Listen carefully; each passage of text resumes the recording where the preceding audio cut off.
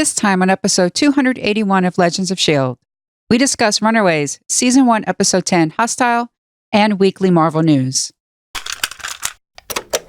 I'm Andrew from the Dad.io podcast. Life supplies the inputs, and we supply the outputs. Part of the Gonna Geek network, just like the show you're listening to now. Shows on the network are individually owned, and opinions expressed may not reflect others. Find other fantastic and amazing geeky shows at GonnaGeekNetwork.com. You have been granted clearance by director Alfonso Mack Mackenzie. Stand by for a S.H.I.E.L.D. debriefing.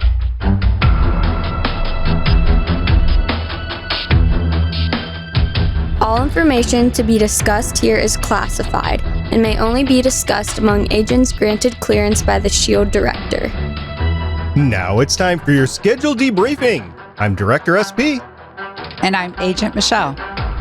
Welcome to Legends of S.H.I.E.L.D., a Marvel Comic Universe fan show. This show is recorded on Sunday, May 5th, Cinco de Mayo, 2019, live from the Legends of S.H.I.E.L.D. studios and broadcast worldwide via www.geeks.live. Come on and join our live chat as we record. Michelle, happy National Astronaut Day. Astronauts are so cool. Would you ever go to space? I was thinking about that, and because of my Meniere's disease, I get vertigo really easily, but if it wasn't for that, I would go to space like tomorrow. I would too. Like literally, I would just call, I would use the pager that Fury gave me to call Carol, and I would say, take me to space, and that would be it. So you're saying basically you just want Captain Marvel to swoop in, pick you up, no ship, no nothing, and just send you to space? I am okay with that. If that is my last moments in life, that would be one heck of a ride. That's for sure. Did you happen to see the latest on the SpaceX capsule, the Dragon capsule, the Crew capsule? Did you hear what happened to that? Did it go boom? It went boom big time. Yeah. So I'm going to talk about that tomorrow night on the GonnaGeek.com show. But in the meantime, let's get back to this one. Astronauts and all. Legends of S.H.I.E.L.D. is a fan-based podcast on the ABC television show Marvel's Agents of S.H.I.E.L.D., which is now in the 51st hiatus week following the season 5 finale, and it comes back next week. The multiple Marvel small screen series and the Marvel cinematic and comic book universes in general. Because of $8 chickens. If you'd like to talk to us about the value of feeding organic chickens, not children, about the value of feeding organic chickens to dinosaurs, you can leave us a comment on our website at legendsofshield.com. You can leave us a voicemail about how overpriced Whole Foods is at 844-THE-BUS-1. That's 844-843-2871. If you want to leave the ladies a comment about store-bought chickens, you can catch them on our Facebook page, Legends of S.H.I.E.L.D. You can find us on Twitter at Legends of S.H.I.E.L.D. You can leave us a comment on YouTube at youtube.com/GonnaGeek about how dinosaurs might like chicken extra crispy or original. You could tell your Amazon device to enable Legends of S.H.I.E.L.D. skill. And you can come and join our Discord server chat at GonnaGeek.com/Discord and talk all about chickens. And remember, Legends of S.H.I.E.L.D. is a proud member of the GonnaGeek.com network. All right, so we're not totally abandoned here. We have the newly promoted Michelle, Agent Michelle, with us today, so that is awesome. Now, Haley is in the process of moving. She had, something come up, like the bad guys figured out where she was living, so she needed to move to a different safe house. So she's got that going on. And then Lauren, it's Cinco de Mayo. Just take a guess at what's happening with Lauren. I guarantee you're probably a little bit wrong, unless you really know Lauren, but it is Cinco de Mayo, and Lauren loves Cinco de Mayo. Well, they'll be back soon. Hopefully they'll be back next week for the Agents of S.H.I.E.L.D. Season 6 premiere. I can't believe that's next week. In the meantime, we've got a great show for you. We're talking about the Season 1 finale of Runaways, and that's coming up right now.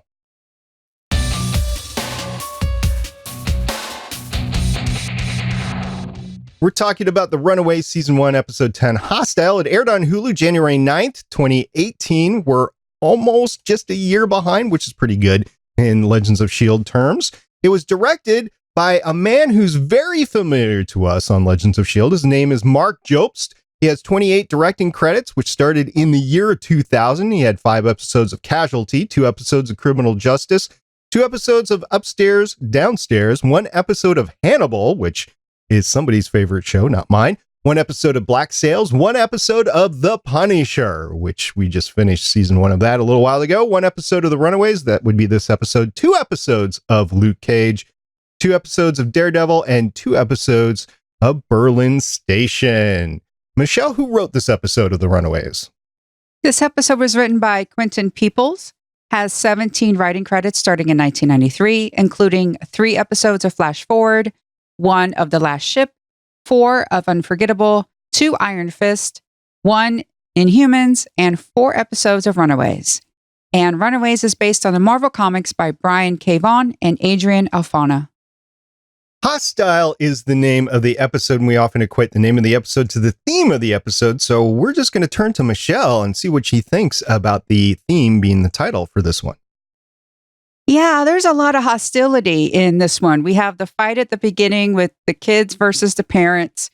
Then later on, Leslie is angry at Jonah. Jonah's angry at Pride.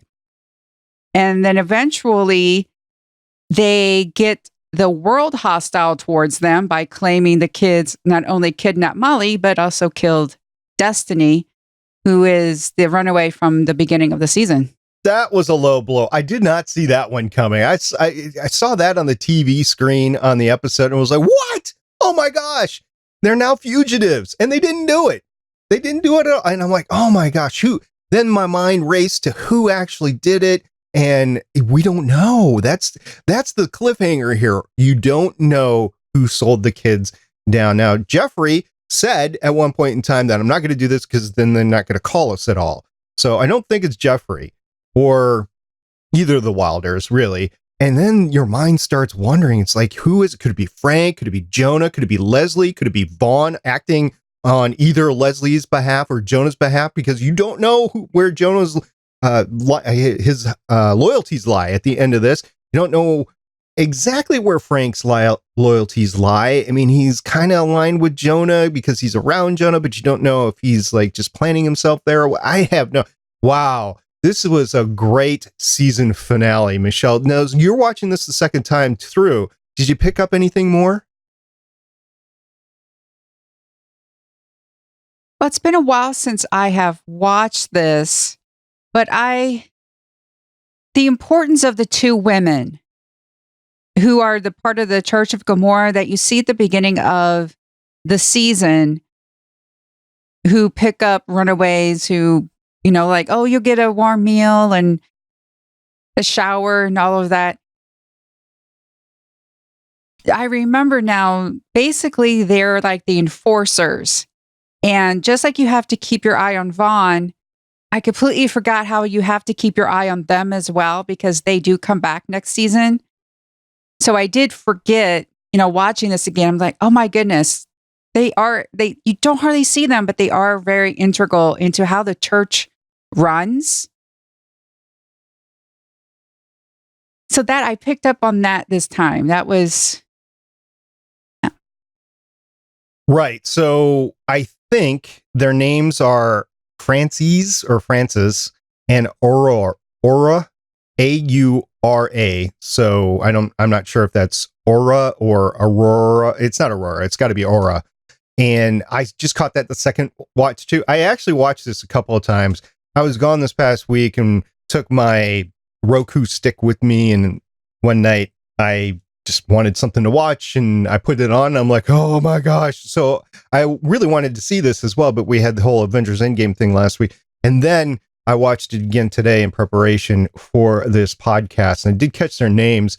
They have been shifty the entire time, and I've wondered how integrated they are. I don't know where their allegiance is either, which is problematic. I'm not sure if they're the ones running the show and Jonah reports to them.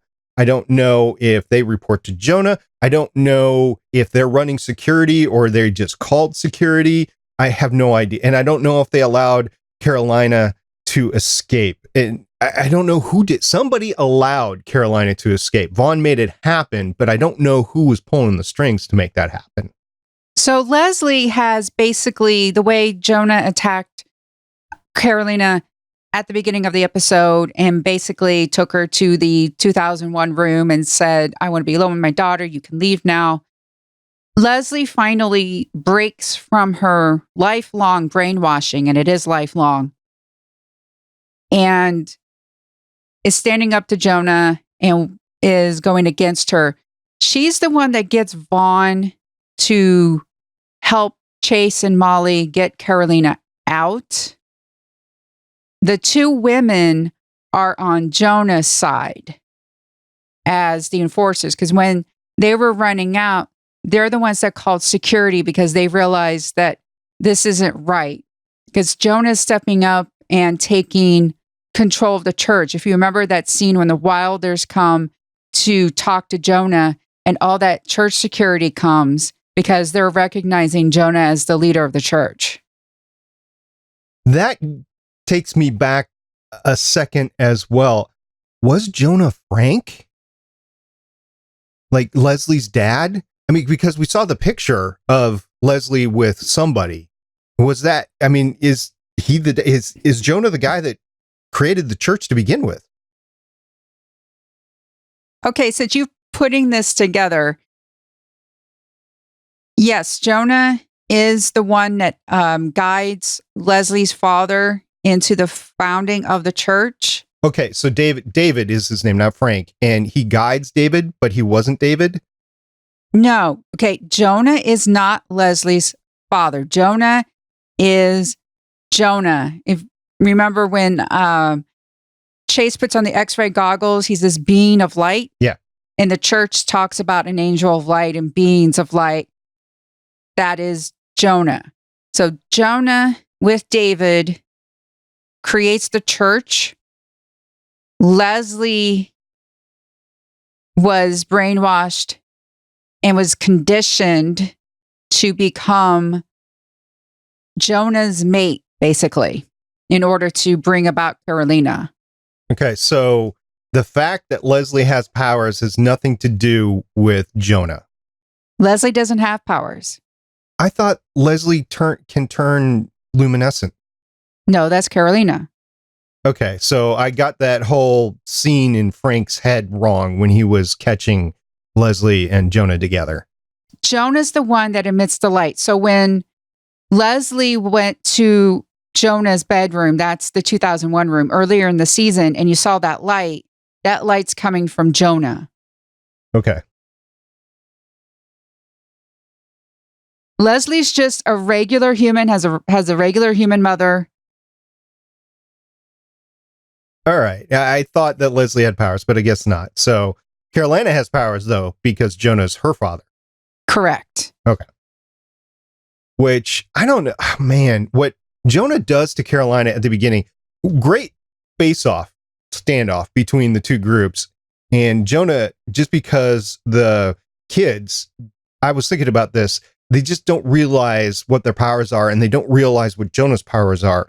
So they don't really have a plan other than we're just going to face off on you one-on-one, and they get their butts handed to them. Carolina executes a delaying tactic to allow the rest of the kids to run away and basically acts as a shield. But then something happens, like a major explosion between the two powers happens, and then Carolina, I think, gets knocked out and then has to be taken to the church afterwards. We don't see any of that. So I'm not quite sure exactly. I'm taking a lot on faith on what happened there. But the rest of the kids, they were able to run away at that point. I was thinking it might be good for them to take Gert's car, but at the other hand, Gert's car really doesn't look all that reliable and could have broken down in a chase. So it was probably better for them to take off on foot.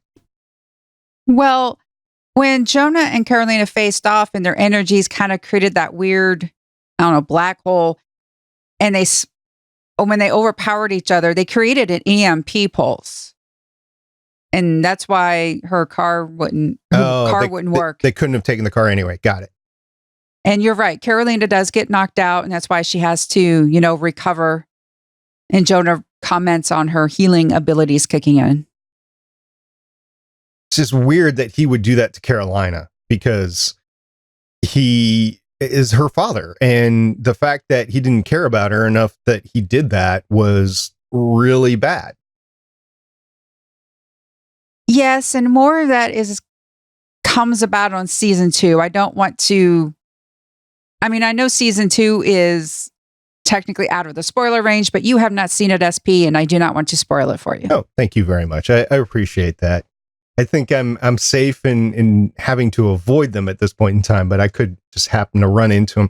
And I was thinking, just like Tina was played as the bad guy this entire time, and then we find out that even though she's done some things or would have done some things that were bad, she wasn't the monster that everybody made her out to be. At least that's what we see right now. Jonah might be in that same boat as well. I don't know. And you're right. It's kind of hard for you to comment on anything because you'd spoil it. But just know that I'm thinking I'm not taking everything on face value with the show because it's been done so well. Yeah, Leslie finally confesses to the group that she's the one that killed Molly's parents and also knew that Jonah was going to take care of Amy. Jonah thought Amy learned about the sacrifices when in fact all Amy was doing was actually looking for Wizard secrets. But because Wizard is connected to Pride, which is connected to Jonah, and we learned about the footage being kept on Wizard servers, Jonah decided to take matters in his own hands and killed Amy. That was rough. That's going to be a rough one to reconcile for everybody at this point in time. I was watching Janet as well, and she's got a newfound competence to her in this episode because she was like, okay, I'm worried about Chase and we need to game this with Chase, but she's also got her husband who is in the stasis right now. And so she's gaming some stuff, but at the same time, I think she realizes the true evil. Again, I'm not sure how this is all going to pan out, but I was impressed with Janet's performance in this episode versus the beaten housewife that she kind of was portraying before. Yes, and in season 2, you actually see her develop even more. You learn more about her past and what she's actually capable of. I assume she was capable of a lot just because of that original meeting between Victor and Janet in college. I was actually impressed with her back then. She mentioned that she had put aside her career in, I forget exactly what it was. I want to say it was some advanced biologics, but I can't remember for sure. And she had put that aside to be Victor's wife and Chase's mom. And a lot of people make that choice, but I have never minimized her and her capabilities because I know she's got some capabilities to her. Alex in this one had a switcheroo. He called Darius. And first of all, I was impressed that I remembered Darius's phone number because he just met the dude. How does he know his phone number? So he must have gone through some wickets in order to get it. Either than that, or he's got an eidetic memory and he saw Darius' phone at some point. And regardless, he calls Darius. He asks for a favor. He ends up with money out of the deal, like a wad of money. I don't know what else transpired between the two of them. Again, a lot of this really leads into the season premiere of season 2. You learn more about Darius and Alex and what the kids are doing to survive in LA after they have to. Now they're runaways. Now they are runaways officially. They've got the cops on their tail. They've got, a dinosaur named Old Lace going with them. Oh, that was great. Old Lace actually got a name. I loved how when they were first running away and they had her in the shopping cart and pushing her along, and they are actually finding out how much things cost. The chicken and thrift store clothes and all that type of stuff. Yeah, Brentwood's finest when you get them on the run. And I don't know if I really want to call them runaways at this point because the majority of them are actually fugitives, not runaways. But I guess the same term applies in this case. I don't know. Well, they've run away from their parents, from Jonah. They're being framed as fugitives. The definition of a fugitive is wanted by law enforcement and you have not been captured yet. I think they meet that definition since officially they're wanted by the police. Okay, fine. But yes, at the same time, they are also runaways. I thought that was interesting. By the way, when Chase and Molly infiltrate the Church of the Gabborim, they are filling out the forms and they take the writers, make sure that some of the lines that they don't fill out are the fact that they don't have any family. They just put NA there. So when Vaughn brings their forms up to Francis and Aurora, that they immediately see that line on top and they're like, oh, you are in special indeed because you are now future victims for this whole process. So I think that's why they let them by and why they said they were special, but I could be mistaken. But that was interesting because they were saying that they were runaways like Destiny. It was a good plan to infiltrate the church. I was wondering if they were going to be recognized, but I guess none of the kids go around there because, well, it's not like your neighborhood church. It's the Church of the, it's like a cult almost. Right. It's not like they go over there to hang out with Carolina. It's not like they're having sleepovers at the Church of Gabborim. Yeah, I don't think I'd, no, thank you. What else you got for this episode? I used to live out in Los Angeles, and a lot of people forget that there are indeed wooded areas. There are, especially around the Hollywood sign and the Griffith Park in the observatory. That was actually very realistic how they go and they camp out in that part of Los Angeles. Around the Hollywood sign, there's notorious trail hikes around in there. So yes, people, that part of LA actually does exist. It's not one of those like made up Chicago geographical things. An area like that is actually in Los Angeles. It's been a few years since I've been out to the LA and the Valley in that area out there. But the last time I was out there, I do remember as you're going in between LA and the Valley to the north, there is wooded area through the like a mountain ridge or something like that. And then on the north side of the valley, there's also something like that.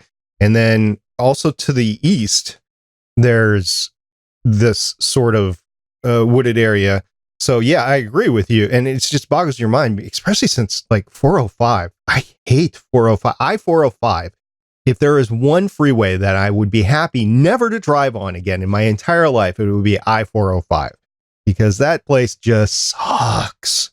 If you've ever heard of the event called Carmageddon, they actually shut down the entire length of I-405 through LA, north to south at one point in time, because they were just replacing all the bridges and they thought, oh, it'd be a great idea. Let's shut it down for 3 days. Let's tell everybody it's going to be shut down for 3 days and just shut it down for 3 days instead of doing these monumental, incremental traffic jams and repairing all these bridges. And they just did it all at once, at least the lane closures all at once. But that weekend, it was called Carmageddon because you weren't going to be able to drive through LA at all because 405 was that bad. Any metropolitan area that depends on just one freeway through it, like H1 in Honolulu, like I want to say I-35 through Dallas, Fort Worth area, you just have to scratch your head and go, city planners could have done a lot better. I know the 405 is awful. And unless you know about Sepulveda or some of the ways through with the canyon and such, it also depending on just how far north you're coming from. I mean, there's the 5, but the 5 goes, it's east of the 405. And oh my goodness, I haven't even been in LA for like 10 years and I still remember all of the, anyway. I used to live in the San Fernando Valley where you had to take the 101 to the 405 if you wanted to go downtown. 101. Anyway, now I'm starting to sound like that skit from Saturday Night Live that's called The Californians and how they just talk about how to go anywhere. And I know, sorry everyone for the LA traffic discussion, but it is that bad. And they had a good plan, and Gert has a good plan of having Old Lace go and survive and be friends with the mountain lion, because yes, there are mountain lions in their hills in Los Angeles. It's a good plan, but she ends up finding her in a, dumpster later on near the bus station, because, Old Lace and her are connected. Yeah, Old Lace is tracking everybody down. I'm wondering about the intelligence level of Old Lace at this point. Is this like a very committed dog, or is this like a higher intelligence, like a dolphin sort of thing? I don't know. We'll find out. Also, I do want to bring up the fact that we do have a new nickname for Vaughn, and that's Yawn. So from now on, when we talk about Yawn or Vaughn, I'm going to say Yawn. I love that. Like, who names their child Yawn? It's like, for crying out loud, just take your coffee and go. I mean, even if it was an Asian pronunciation, an Asian name, you wouldn't actually spell it Y-A-W-N.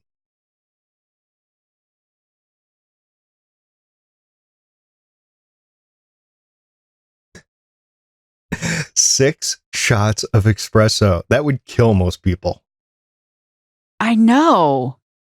That's dangerous. Don't do that, people. I know. I realize caffeine is very addictive and that you can build up a tolerance to it. It's one of the many reasons I drink decaf or half calf at the strongest.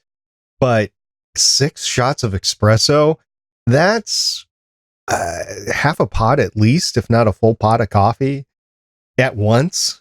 Ooh, be a lot.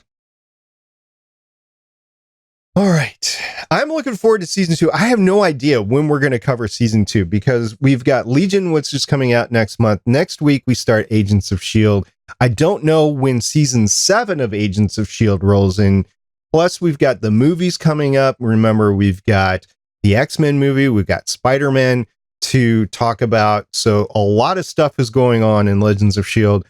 Well, I do want to get back to Runaways too. Plus, we got Cloak and Dagger to cover too. Michelle, we need to get with Haley to get our schedule all in whack here.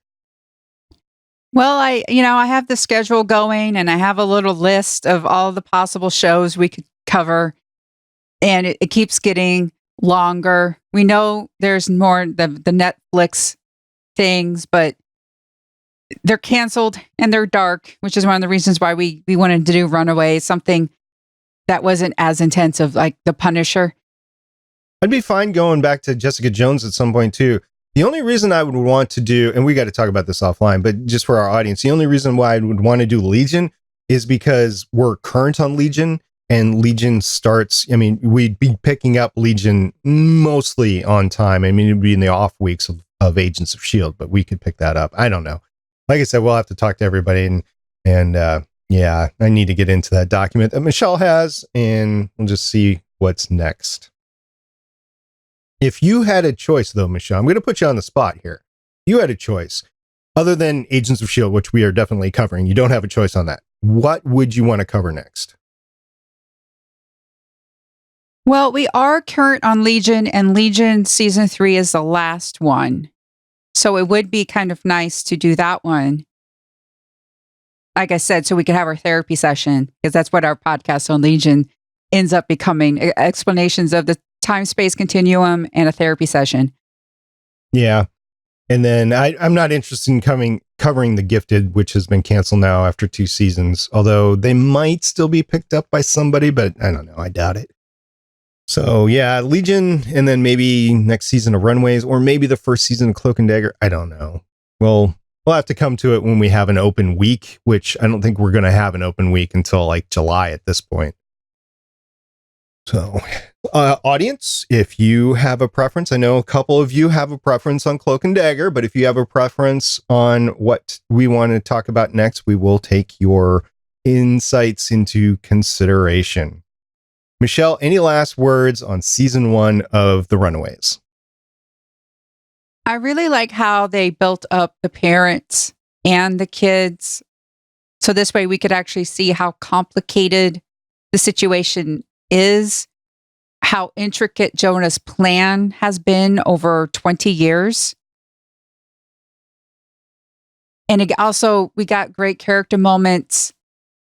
And it's really great to see how all these little seeds have been planted and how they come to fruition in season 2. It's just a really good show. It is. It was a really good setup. I can't wait to get to season 2 whenever that's going to be. And I'll have to figure out if I want to be spoiled or not at this point. Like if I want to spoil myself, if I want to go ahead and watch it or not. I don't know. We'll see.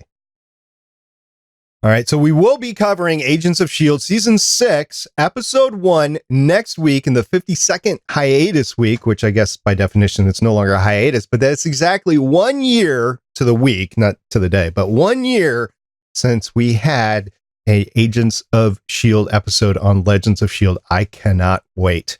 And it's kind of amazing that we kept that count going. So usually these things don't last that long on Legends of S.H.I.E.L.D., but we kept it going and it's exactly 1 year. Can't wait for Missing Pieces and the rest of Agents of S.H.I.E.L.D. It's going to be a fun one.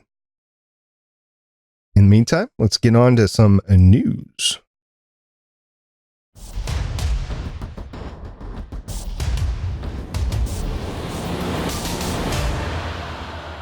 Michelle, there's one very important news item that we have to cover this week. You know, it's one of those things, even if you're not a Marvel fan, you cannot escape any sort of news about Endgame. It is official. Avengers Endgame passes Titanic to become number 2 film ever worldwide with $2.189 billion in international box office.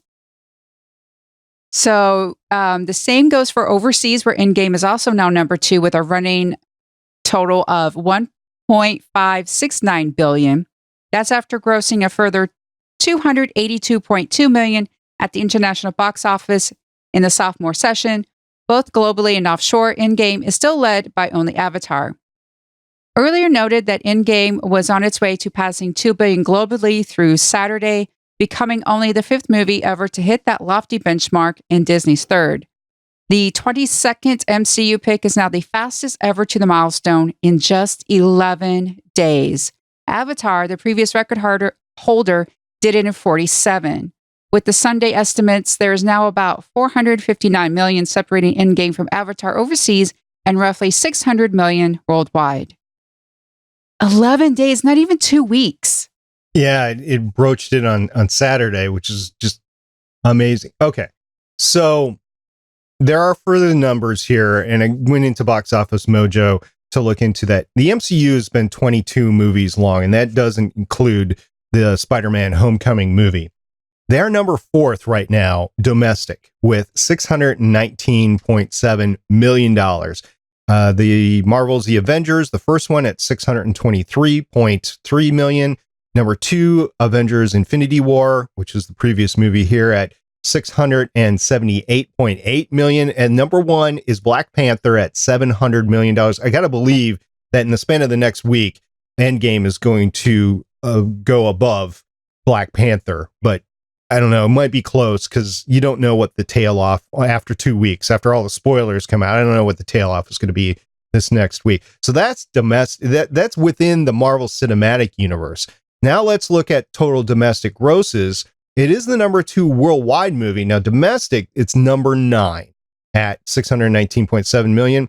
Number 8 is Star Wars The Last Jedi at $620. Number 7 is Marvel's The Avengers at $623. Jurassic World at $652 million. Titanic domestically is $659 million. Avengers Infinity War at $678 million. Black Panther at $700 million. Avatar at $760 million, and Star Wars The Force Awakens at $936.6 million. That's the benchmark to beat domestically to try to get to that $1 billion domestic. So that's domestic. Now, worldwide, Avengers Endgame, of course, is only number 2 to Avatar. And just amazing numbers at 11 days. is going to be staying in the theater for a few more weeks, like at least 1 or 2 more weeks. It's going to be fun to see how much this accrues over time. And is it going to be an enduring movie throughout the summer, or is it just going to be forgotten within a month? I don't think it's going to be forgotten in a month. And the fact that it just demolished this weekend's box office. It's like nobody realized other movies came out, but other movies did come out this week. And considering how many articles are being written about the time travel and things that you missed the first time around, there are people, I think, who are waiting for the heat to die down, like who don't want to stand in line an hour and a half, but they're willing to wait 2 to 3 weeks before a movie comes out. I do know people who are like that.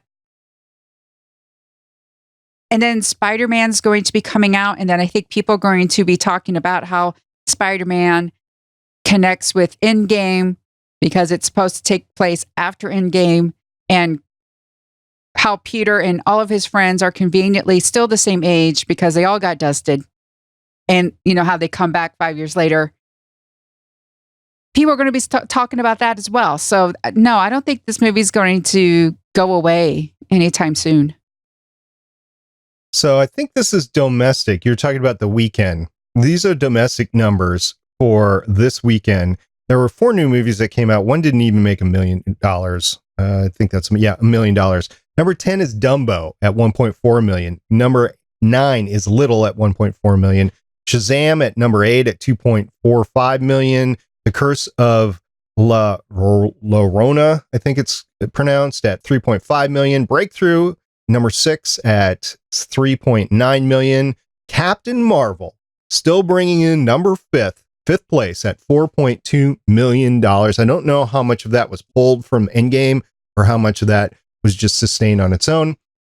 3 new movies. Ugly Dolls at 8.5 million. That's 8.5 million for Ugly Dolls. Long Shot, 10.0 million. First weekend. Yeah. You're going against weekend number 2 of Endgame. Number 2, The Intruder at $11 million. The second movie this weekend, $11 million. I wouldn't want to go up against this movie for a month. But hey, there are studio executives that are like counter programming. The Long Shot is a romantic comedy. I heard is very good. But it's coming out the second week of Endgame. I've seen a couple trailers of Long Shot. I actually want to see the movie, but I don't think I'm going to go to the theater to see it. If I'm going to go to the theater, I'm going to see Endgame again. Heck, I might even want to go see Captain Marvel, although that Blu-ray does come out next month. So it's just a few weeks left. I don't know when the Endgame Blu-ray is scheduled to come out. So we'll see when that is. I'm going to think it's going to be the holiday season later on this year. This is just, we'll be watching it every single week, and we'll probably be ticking the gates off until it reaches $3 billion. So that's my, Haley wanted to get 1 billion domestic. She wanted to get 1 billion the first weekend, which, yes, she got the 1 billion, 1.2 billion the first weekend. She wants 1 billion domestic. My thing is 3 billion. I want it to beat Avatar. We'll see if it gets there. It's going to be fun watching these numbers. Certainly is. Well, Michelle, I think that's all that we have time for today, which isn't really true, but without the other 2 around, I don't know if I want to spend more time on the microphone. Understood. But yep, that's it for this week. And you know what? It's time to push our companion dinosaur in a shopping cart on the way to get this one out.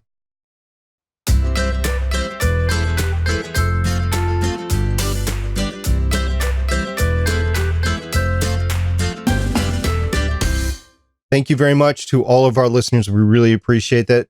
Let us know what you thought about Endgame. Let us know what you thought about our analysis of Endgame. If you come up with any new fan theories, we would love to talk about them in the future.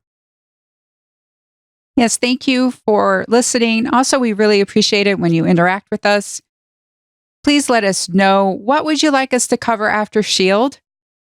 It would be great for, you to let us know. Do you want us to dive right into Legion afterwards, or do you want us to go right into Runaways Season 2 after S.H.I.E.L.D.? We want to hear from you, and if enough of you say so, then you will actually influence our schedule. Well, there's one other thing that I forgot to talk about, and Lauren's probably going to slap my hand about it. She wanted to talk about two things. She wanted to talk about the Griffith Observatory. She also wanted to talk about Carolina's garbs that she was wearing, and it was very familiar, very similar to the comics. So I'm sure she'll talk about that next week when we get into the later parts of the podcast. But we're going to have a lot to talk about next week on Agents of S.H.I.E.L.D. Can't wait for it. And until next time, I'm Director SB. And I'm Agent Michelle. It's going to take some getting used to, but you deserve it, Michelle. Thank you. Bye. See you guys next week. Bye.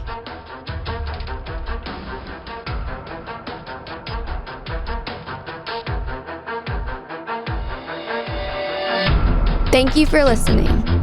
If you want to leave us feedback, go to gonnageek.com and you will find all our contact information and other shows. You can also visit legendsofshield.com where you'll find our complete archive of podcasts. The music heard on this podcast is by Kevin MacLeod, found at incompetech.com, and also artists on pond5.com and audiojungle.net. The opinions heard on this podcast are those of the individual hosts and do not represent Stargate Pioneer Productions, Legends of S.H.I.E.L.D., or Gonna Geek. Agents of S.H.I.E.L.D. is the property of the Disney Corporation, Marvel Studios, and ABC. No infringement is intended.